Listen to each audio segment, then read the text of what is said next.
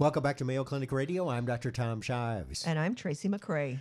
According to the American Heart Association, only 1 in 5 women believe that heart disease is the greatest threat to their health. But the fact is, heart disease is the biggest threat. It's the #1 cause of death for women. 1 in 3 women die of heart disease, a lot more than die of cancer.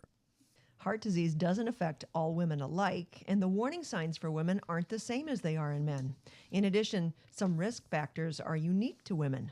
All the more reason that women need to know what steps to take to help prevent heart disease. Here to discuss is Mayo Clinic cardiologist and director of the Women's Heart Clinic, Dr. Rekha Mankad. Welcome back to the program, Dr. Mankad. Thank you very much. It's a pleasure to be here. Dr. Mankad, so good to have you on the program, always. So still true, most women fear cancer more than heart disease? Yes, that's true. Although I think we have done a better job getting the message out there. So I think women will say heart disease is a #1 killer of women, but they never say that it's their #1 killer. So they recognize it as sort of, that talking piece that, oh, everybody says this, heart disease is the #1 killer, but that's not going to happen to me. So it ends up being not something that they recognize they themselves are at risk of. And so, yes, they still worry about cancer. And maybe the men that are listening think, I don't have to worry about this as the women's heart disease topic. But the fact of the matter is that lots of times the women will not go to the doctor. We always think it's the men that won't, but the women won't. So the men should be paying attention to this segment. Yeah, and the women true. force their husbands to Sure, go, and then that's they right. stay at home. Yeah. That's true. Well, women's symptoms are less typical, and that's part of the reason. I think we've sort of described a heart attack as this very classic chest pain over the left side of your chest, getting clammy, and women don't tend to have it quite like that. So when they do have symptoms, they usually say, oh, it's something else. Maybe I'm having an anxiety attack, maybe it's my stomach. Although chest pain is still their #1 symptom, it tends not to be the most severe symptom or the only symptom. So they can have pain between their shoulder blades, arm discomfort, more nausea, a feeling of unease, more shortness of breath. So they get a lot more symptoms, and it's not just that classic chest pain picture that you see, the Hollywood heart attack. Fine, I'll go to the doctor, but first I got to make some supper in case I'm not home in time.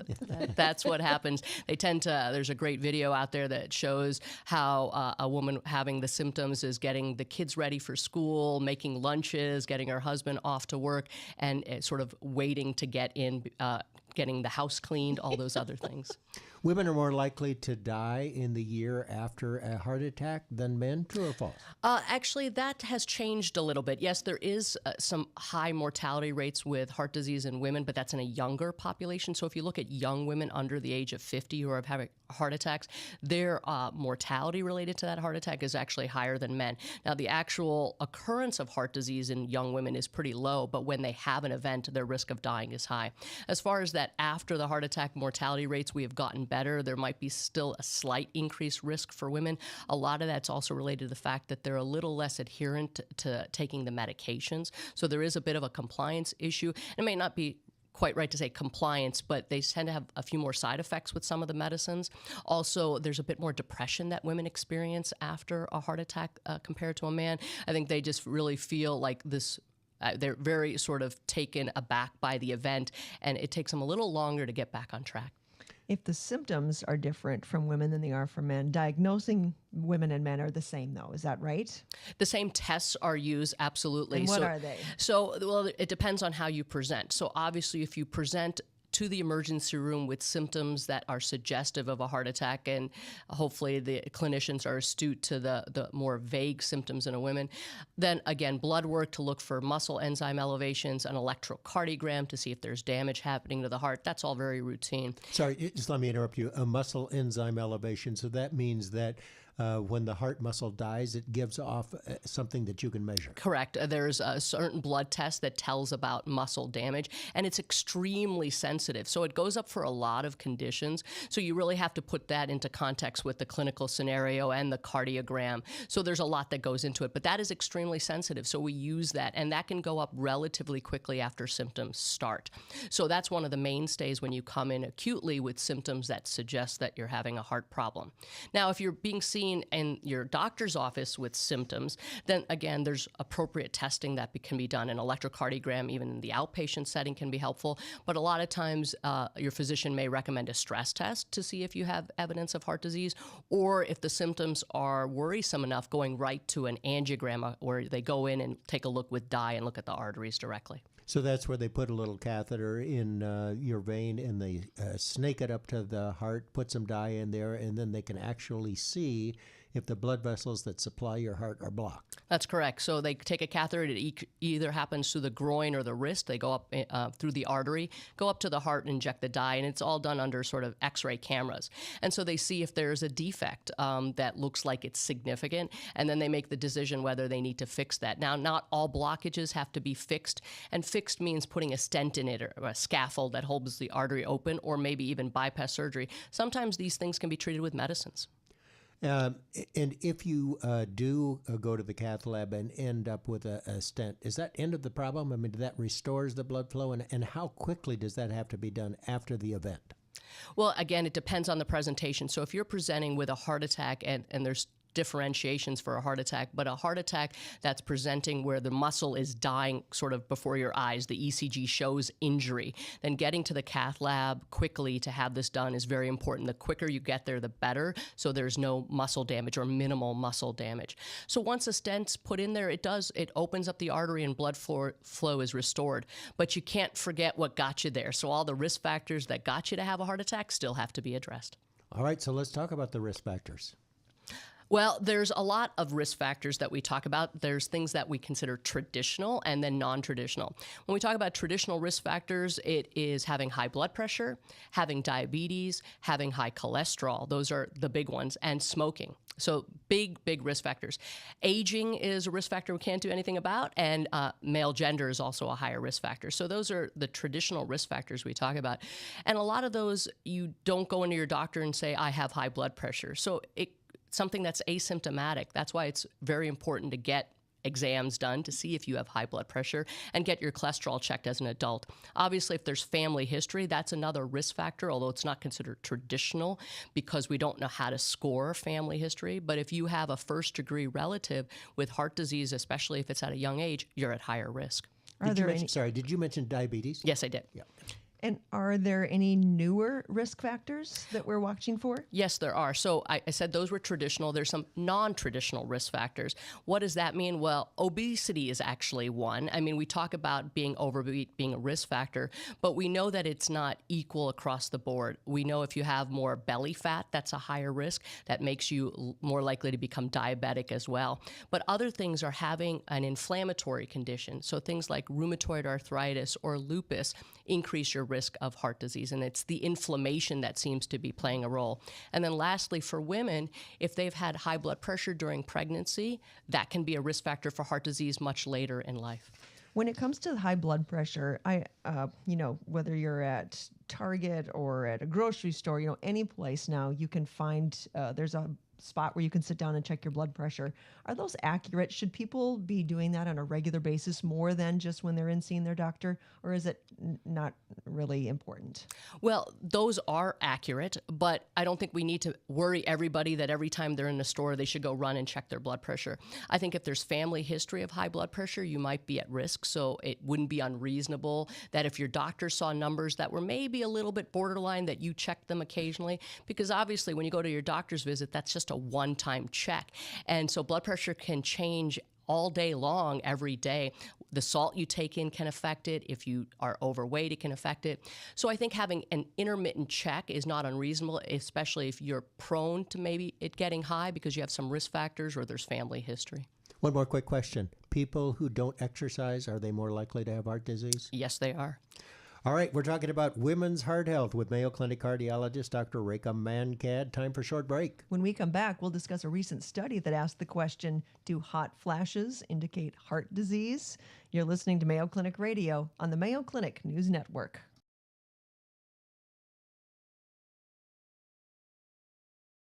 We're back talking women's heart health with Mayo Clinic cardiologist and the director of the Mayo Clinic Women's Heart Clinic, Dr. Rekha Mankad. So, Dr. Mankad, a recent study asked the question, is there a connection between hot flashes and heart disease? So yes, there was this study, and it did show a link between hot flashes and heart disease. And I think this is complex, so I don't think that we take this study and say every woman that's having a hot flash should go run to her doctor and say, I have heart disease. So that's the first thing. But it does tell you that there is some type of link between these conditions. And what we do know is women who have hot flashes, and that's part of the vasomotor symptoms during menopause, might be at slightly higher risk of having heart events. Why is that? Well, these vasomotor symptoms and hot flashes might tell us that the vessels just don't work quite normally in these women.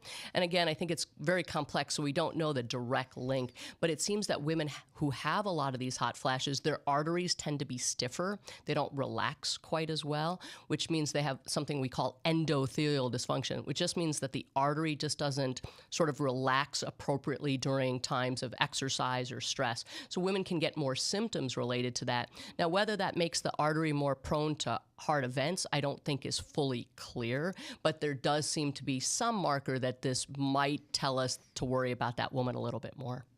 Where do the heart specialists in the country stand with regard, and particularly at Mayo, with regard to hormone replacement therapy?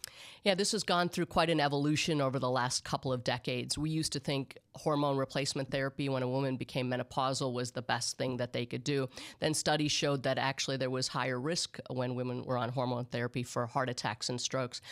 We've kind of come to more of a middle ground now. We do not use hormone therapy specifically to protect a woman from a heart attack, so it's not used for that. If you don't have a contraindication to hormone therapy, and that's like already having a heart attack or a stroke or having breast cancer or other GYN cancers, we would consider hormone therapy, and you use the lowest dose that controls symptoms, and you start it soon after menopause. You don't want to be 10 years out from menopause and then start hormone therapy. That seems to be where then the risk for heart problems arises. So for younger women who have just started menopause, a low-dose hormone therapy might be reasonable to control hot flashes, night sweats, etc. Right. But you wouldn't prescribe it specifically to prevent heart disease. Correct. All right, let's talk. I was just going to say, let's talk about prevention, because that's what this month can be all about. What are some of the things that women should consider? Well, and I would say women and men, and I know we're talking about women specifically, but I again, heart disease is the number one killer for both men and women. And I will point out that with all of this that we've done over the last several decades talking about women and heart disease, the numbers for women dying of heart disease actually have come down, so that now women and men, the numbers are equal for those dying of heart disease. It used to be that more women were dying than men. So well, that's good news. Yes, that's very good news. So I think yeah. we've done a good job, but obviously it's still the number one killer for all of us. So when we talk about prevention, there's lots of things we can do. Certainly being conscientious of your own personal risk. What does that mean? Well, if you're diabetic, you should treat your diabetes aggressively, control your blood sugars, eat healthy, go to the doctor regularly. If you're diagnosed with high blood pressure, take your medications, exercise regularly, watch your salt intake. If you don't have those specific conditions, what else can you do? Well, never smoke, that's for sure. If you are a smoker, you should quit. If you are overweight, you should make attempts to lose weight. I tell my patients that even more than just losing weight is to be aerobically fit. Incorporate exercise into your daily schedule if possible. The American Heart Association recommends 150 minutes of moderate exercise weekly. So those are some of the key things that you can certainly do to make yourself as heart healthy as possible. What about when you talk about a healthy diet? What do you consider a healthy diet? Well, the diet that actually has gotten a lot of sort of advertisement, and we as cardiologists believe is one of the most heart healthy is actually the Mediterranean diet. So there's a big study that actually showed how much it could improve your cholesterol numbers and actually decrease cardiovascular events. What's in the Mediterranean diet? You certainly can look online for that, but what I tell my patients, that really includes fish as your main source of protein, very little red meat, lots of vegetables, good fats like olive oil, avocados, some nuts, and a lot of like lentils, legumes, things like that. So they used to say that the cardiologist diet was, if it tastes good, spit it out. You only live one life, so I tell people never restrict anything completely. Just have it in really small portions, because if you say you should never have something, that's when you crave it the most. Amen, sister. So do you think that we've gotten over the last few years, I know in all the times that we have interviewed you, it seems like women are becoming more aware of taking care of their heart, or is that just because you and I are talking about it more? I think it's a combination. So I think we certainly are talking about it more, and there is a population of women that clearly is aware of this. I think there's still some unmet needs. I think that if you look at the African American population or the Hispanic population, the message isn't quite as strong there. So we still have communities that we need to get this message to. But I do think we have done quite a bit over the last several years getting this message out. But like I said, people do recognize this as sort of, yes, this is a number one killer, but they need to make sure that they understand their own personal risk. What about a baby aspirin every day? Still recommend or? No. So no. So not as a routine. So, aspirin, it's good for people who have had a heart problem. What does that mean? A heart attack, having a stent, bypass surgery, somebody who's had a stroke. But just because you're 45 years old and you say, well, I don't want to have a heart attack, I should take an aspirin. No, that actually is not the case. And there's some difference between men and women. So for a woman, especially if she's under the age of 60, 65, there is no benefit for her of taking an aspirin as prophylactic or preventative. For men, there does seem to be some benefit for heart disease risk. For women, there seems to be a little bit of a stroke prevention risk. But again, the risk of bleeding for low-risk populations outweighs the benefit. Even with a baby aspirin? Mm-hmm. Instead of a baby aspirin every day, Dr. Kopetsky told us we should be taking fish oil every day. Do you concur, doctor? This is controversial. I would say I don't tell my patients to take fish oil every day. I tell them to eat the Mediterranean diet. Yeah. And if they did that, they're getting they're eating fish. And I think eating fish naturally and cooking it and the right kind of fish is better than taking a fish oil. What is the latest in research when it comes to women's heart health? Anything you can share? What are you going to discover next? Well, since I haven't discovered anything, I'm not sure that I'm next, but there's so much going on. There is a subset of heart disease that happens in young women that's not related to atherosclerosis, which is what we've been talking about, and that's something called spontaneous coronary artery dissection. It's a condition where young women's arteries tear, usually during times of stress, although it doesn't have to be. These are women that don't have risk factors for heart disease, the traditional risk factors that we just talked about, but present with a heart attack.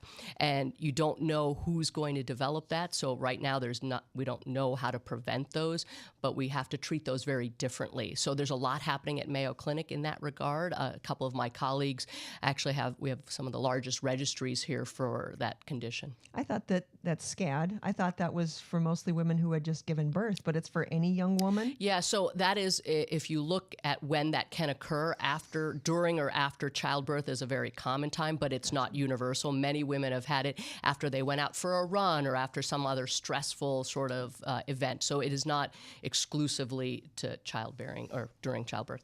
Well, believe it or not, Tracy, February is coming to a close, wrapping up American Heart Month. And we've been discussing women's heart health with Mayo Clinic expert Dr. Rekha Mankad. Dr. Mankad is director of the Mayo Clinic Women's Heart Clinic. Thanks so much for joining us, Dr. Thank you very much. It was always a pleasure. Thank you.